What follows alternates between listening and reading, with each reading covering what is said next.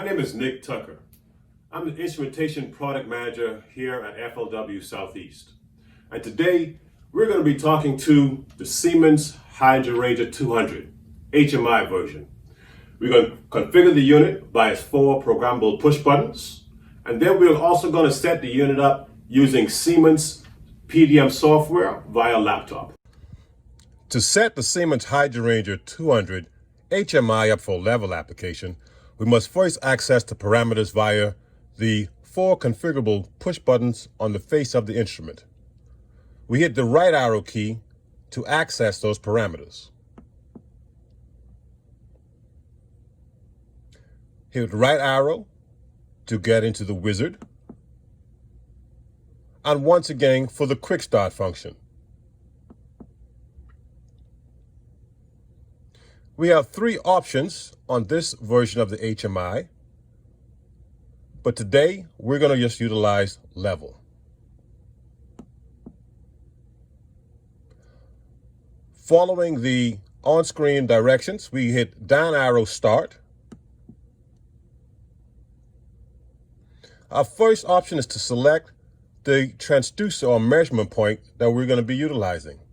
Today we are wired on transducer point 1, so we just hit next and continue on.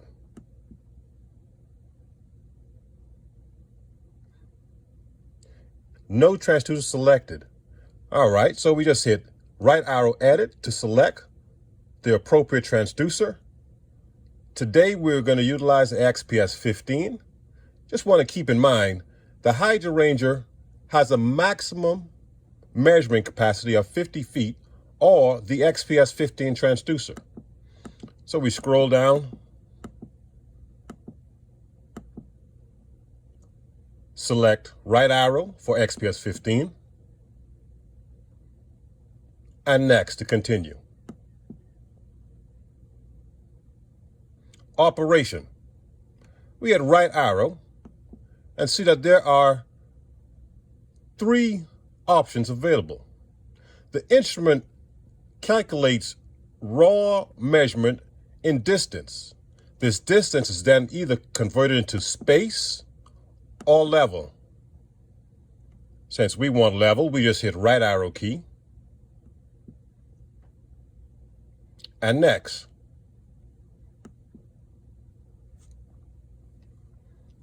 Temperature source. We can leave it on auto, but if we hit right arrow key, we see that there are a few drop-down options. The HydroRanger and the XPS 15 transducers all have a built-in temp sensors. So let's just go and select transducer as our source. And next. Units of measurement. We're going to be operating in feet today, so we hit right arrow and we scroll down until we get to feet. Right arrow to accept and next.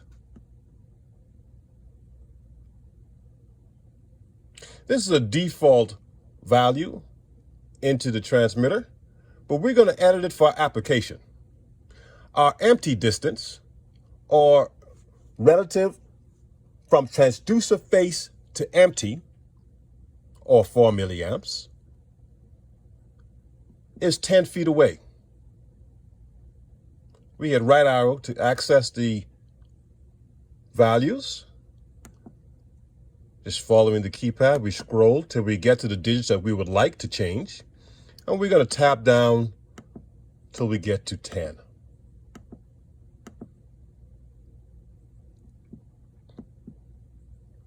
I'm going to scroll over and just take off those decimal points. Right arrow accept. So we just set our empty distance. Now we're going to set the 20 milliamps or span. Well, the span is, in this case, the distance from empty to the face of the transducer, which again is 10 feet. So we just jump in and hit edit. Scroll over till we get to the digit we would like to manipulate and make the adjustment.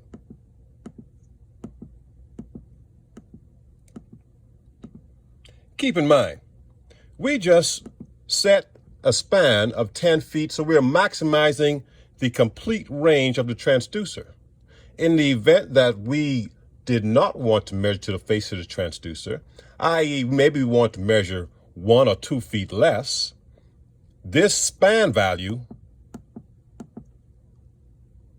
would reflect that range. So an example, if we want to measure a span of 8 feet or 2 feet down from the face, this is where we would enter those values. So we're going to leave as is and continue on. And next, the response rate. Response rate, in this case, signifies how fast we think the material is going to be rising or filling. 1 meter, or equivalent about 3 feet a minute, is the default setting. We just want to ensure that whatever actual fill rate the material moves, that we pick an appropriate response rate that is higher. We're going to actually put this on fast just for now so we can run some calculations later on. And next.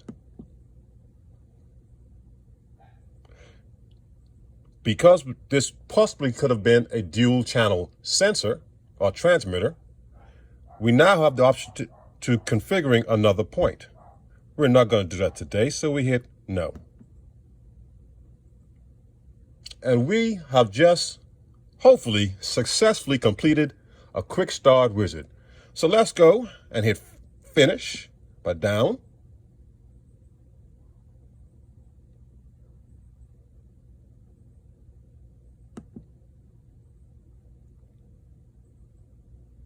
And we hit right arrow till we get back to the main screen. I hear my transducer ticking over there, and let's see what it calculates.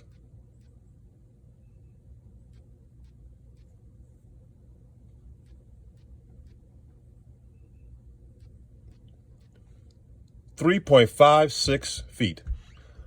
I actually cheated a little bit and did a measurement earlier and determined that that was the distance. So here you have it, folks. You just calibrated or commissioned a HydroRanger 200 HMI.